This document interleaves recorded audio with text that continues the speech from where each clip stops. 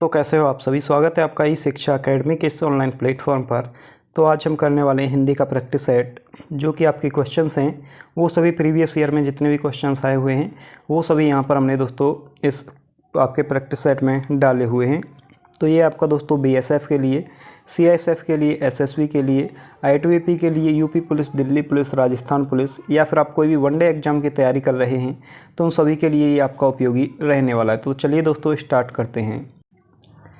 तो जो पहला क्वेश्चन है दोस्तों वो है आपका, पहला क्वेश्चन क्या है दोस्तों, पहला क्वेश्चन है आपका कि निम्नलिखित में से कौन सा शब्द विशेषण है। ऑप्शन नंबर 1 है आपका घर, ऑप्शन नंबर 2 है चमकीला, ऑप्शन नंबर 3 है मनुष्य, या फिर ऑप्शन नंबर 4 है आपका यमुना। तो इनमें से विशेषण जो शब्द है वो कौन सा है। तो विशेषण शब्द की अगर बात करें तो विशेषण शब्द है आपका चमकीला। कौन सा है दोस्तों, चमकीला। इसके बाद में अगर बात करते हैं हम यहाँ पर विशेषण की, तो विशेषण क्या होता है दोस्तों, विशेषण क्या होते हैं वो अगर बात करते हैं तो जो शब्द संज्ञा सर्वनाम की विशेषता, गुण दोष, संख्या, परिमाण, रंग, आकार, दशा आदि बतलाएं उसको विशेषण कहते हैं। जैसे चमकीला की बात करते हैं तो चमकीला शब्द में जो विशेषण है वो है दोस्तों चमकीला जो है वो विशेषण शब्द है।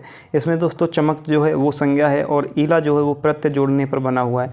तो इसको जोड़ने पर क्या बना, इसको जोड़ने पर बना आपका चमकीला।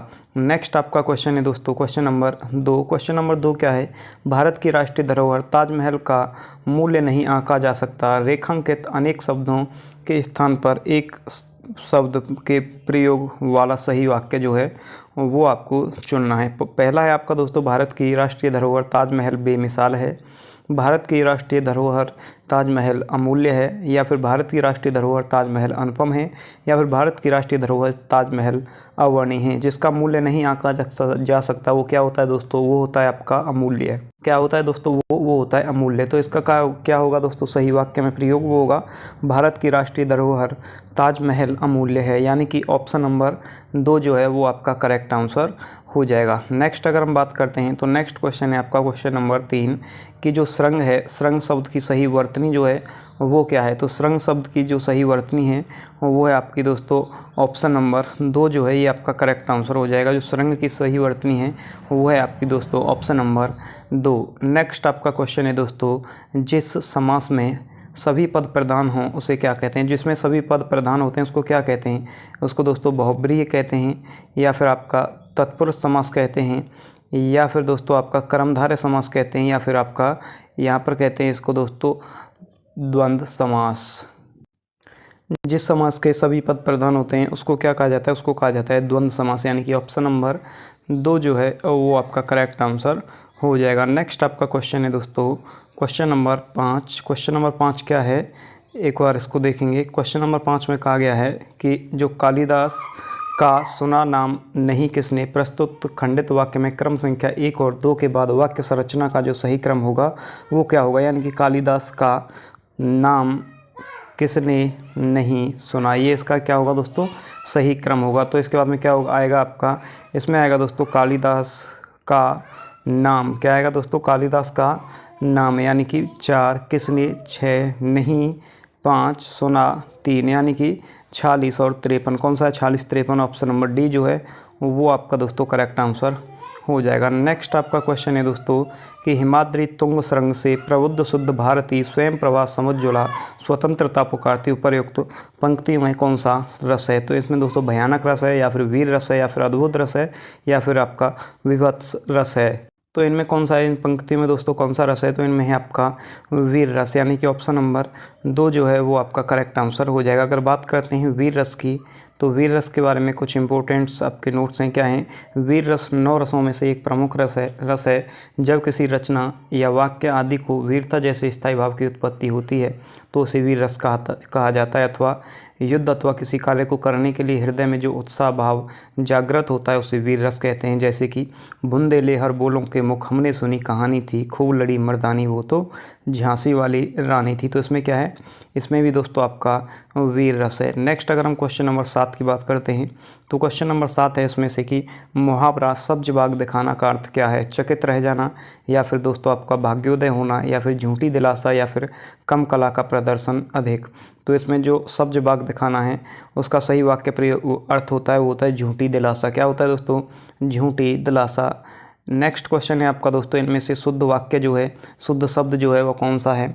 शुश्रूषा जो वो शब्द है वो दोस्तों ऑप्शन नंबर 4 जो है वो आपका सही वर्तनी जो है वो होगी आपकी ऑप्शन नंबर 4। नेक्स्ट अगर हम क्वेश्चन की बात करते हैं तो नेक्स्ट क्वेश्चन है आपका क्वेश्चन नंबर 9। स्वेच्छा से पति चुनने वाली इस वाक्यांश के लिए एक शब्द वाले सही विकल्प का चयन करें। ऑप्शन नंबर 1 है वनिता, ऑप्शन नंबर 2 है वामा, ऑप्शन नंबर 3 है स्वेच्छाचारिणी, या फिर आपका ऑप्शन नंबर 4 है स्वयंवरा। तो इसका जो करेक्ट आंसर है वो है स्वयंवरा।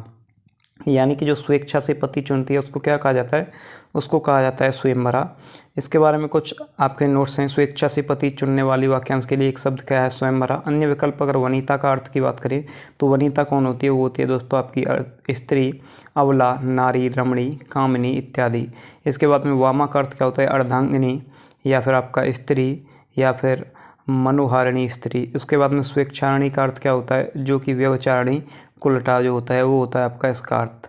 नेक्स्ट अगर हम क्वेश्चन की बात करते हैं तो नेक्स्ट क्वेश्चन है क्वेश्चन नंबर 10 कि दृढ़ संकल्प करो कर्तव्य करके अपना प्रस्तुत खंडित वाक्य में 1 और 2 के बाद वाक्य संरचना का सही क्रम क्या होगा। यानी कि दृढ़ संकल्प करके अपना कर्तव्य करो, क्या होगा, दृढ़ संकल्प करके यानी कि 5 नंबर, अपना यानी कि 6 नंबर, कर्म क्या है अपना कर्तव्य, और फिर उसके बाद में दोस्तों 2 यानी कि 56 32 क्या होगा दोस्तों, 56 32 क्या होगा, तो ये होगा दोस्तों आपका दृढ़ संकल्प करके कितने पर, 5 पर, अपना 6 पर, कर्तव्य कितने पर है, कर्तव्य है 4 पर, और करो कितने पर है, करो है 3 पर, यानी कि 56 43। तो 56 43 कौन सा है, ऑप्शन नंबर 2 जो है वो आपका करेक्ट आंसर हो जाएगा। नेक्स्ट क्वेश्चन है आपका दोस्तों कि षडानन शब्द का जो सही संधि विच्छेद होगा वो क्या होगा, सट प्लस आनन होगा, या फिर सट प्लस आनन होगा, या फिर आपका सड़ प्लस आनन होगा, या फिर सट प्लस आनन होगा। तो इसका जो सही संधि विच्छेद होगा वो होगा ऑप्शन नंबर 4 सट प्लस आनन। क्या होगा दोस्तों, सट प्लस आनन। नेक्स्ट अगर हम बात करते हैं तो नेक्स्ट क्वेश्चन है आपका लंका में सब 52 गज के लोकोक्ति का जो अर्थ है वो क्या होगा, एक समान, सभी जो है एक समान, या फिर लंबे कद वाले लोगों का समूह, या फिर छोटे कद वाले लोगों का समूह, या फिर एक से बढ़कर एक। तो लंका में सब 52 गज के, इसका जो अर्थ है वो होगा आपका एक से बढ़कर एक। क्या होगा दोस्तों, एक से बढ़कर एक। नेक्स्ट अगर हम क्वेश्चन की बात करते हैं तो आपका नेक्स्ट क्वेश्चन है चंद्रहास का पर्यायवाची शब्द जो है वो आपका क्या होगा। तो चंद्रहास का जो पर्यायवाची है वो क्या होगा, तीर होगा, या फिर तलवार होगा, या भाला होगा, या फिर धनुष बाण होगा। तो चंद्रहास है, चंद्रहास का पर्यायवाची होता है आपका तलवार। क्या होता है दोस्तों, तलवार, यानी कि ऑप्शन नंबर 2 जो है वो आपका करेक्ट आंसर हो जाएगा। चंद्रहास का पर्यायवाची क्या है, तलवार। अगर दोस्तों अन्य विकल्पों की बात करते हैं तो अन्य विकल्प है आपका चंद्रहास के जो अन्य पर्यायवाची हैं वो है असी है, करवाल है, कृपाण है, खड़ग है और सहायक है। इसके बाद मिस्टेक पॉइंट यानी कि अन्य जो पॉइंट हैं वो क्या हैं, तीर का पर्यायवाची क्या होता है आपका आशु होता है, इसु होता है, नारच होता है। इसके बाद में आपका सर होता है, सहायक होता है, सहायक के बाद में आपका सहायक होता है, सिलीमुख होता है, वाण होता है, या फिर विषेक होता है। भाला की अगर बात करते हैं तो भाला में आपका वर्ची, पाषाणी, लमछड़, लोहांगी, वर्छा, शंकु, कील, शूल, नौक और त्रिशूल, ये आपके भाला के पर्यायवाची हैं। अगर बात करते हैं आपसे धनुष की तो धनुष के पर्यायवाची क्या होते हैं, चाप होता है, धनु होता है, इसके बाद में आपका सरासन होता है, पिनाक होता है, कोदंड होता है, कमान होता है, और आपका विशिखासन होता है। ये थे आपके धनुष के पर्यायवाची। नेक्स्ट क्वेश्चन है दोस्तों आपका अंबर पनघट में डूबो रही तारा घट उषा नागरी में कौन सा अलंकार है, अतिशयोक्ति है, या फिर उपमा है, या फिर रूपक है, या फिर उत्प्रेक्षा है।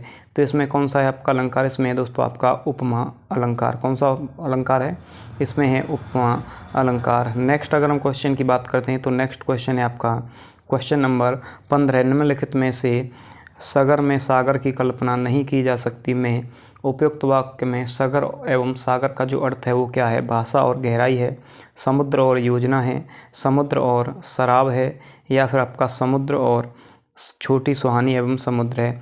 तो दोस्तों इसका जो करेक्ट आंसर है वो होगा समुद्र और शराब। क्या होगा दोस्तों, ऑप्शन नंबर 3 समुद्र और शराब, सॉरी समुद्र नहीं, ये होगा इसका छोटी सुराही एवं समुद्र। ये क्या होगा, सगर और सागर, सागर मतलब समुद्र, और छोटी सुराही और समुद्र जो है वो इसका करेक्ट आंसर हो जाएगा। नेक्स्ट अगर हम क्वेश्चन की बात करते हैं तो नेक्स्ट क्वेश्चन है आपका क्वेश्चन नंबर 16। क्वेश्चन नंबर 16 क्या है? तो क्वेश्चन नंबर 16 में है, निम्नलिखित में से कौन सा शब्द सर्वनाम नहीं है? यह, वह, नदी या आप। तो इसमें से सर्वनाम कौन सा नहीं है? तो जो सर्वनाम है वो दोस्तों नदी जो है वो आपका सर्वनाम नहीं है। कौन सा सर्वनाम नहीं है? जो नदी है वो आपका दोस्तों सर्वनाम नहीं है। नेक्स्ट क्वेश्चन की अगर बात करते हैं तो जिन पंक्तियों में नायक नायिका के संयोग या वियोग का वर्णन होता है वह रस की दृष्टि से कौन सा रस होता है? अद्भुत रस होता है, करुण रस होता है, हास्य रस होता है, या फिर आपका श्रृंगार रस होता है। तो दोस्तों जिन पंक्तियों में नायक नायिका के संयोग या वियोग का जो वर्णन होता है उसमें होता है आपका श्रृंगार रस। यानी कि ऑप्शन नंबर 4 जो है वो आपका दोस्तों करेक्ट आंसर हो जाएगा। जिन पंक्तियों में नायक या नायिका के संयोग या वियोग का वर्णन होता है वहाँ पर रस की दृष्टि से श्रृंगार रस होता है। इसका स्थायी भाव जो होता है वो दोस्तों रति होता है। श्रृंगार रस को रसराज भी कहा जाता है। नेक्स्ट आपका क्वेश्चन है दोस्तों question number 18।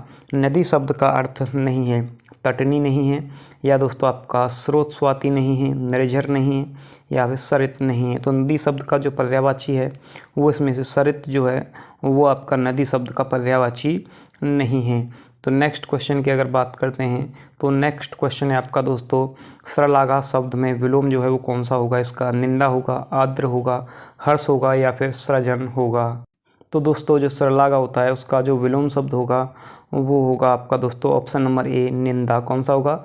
Option number A निंदा। नेक्स्ट अगर हम क्वेश्चन की बात करते हैं तो नेक्स्ट क्वेश्चन है नेत्रों को अच्छा लगने वाला के लिए एक शब्द बताइए।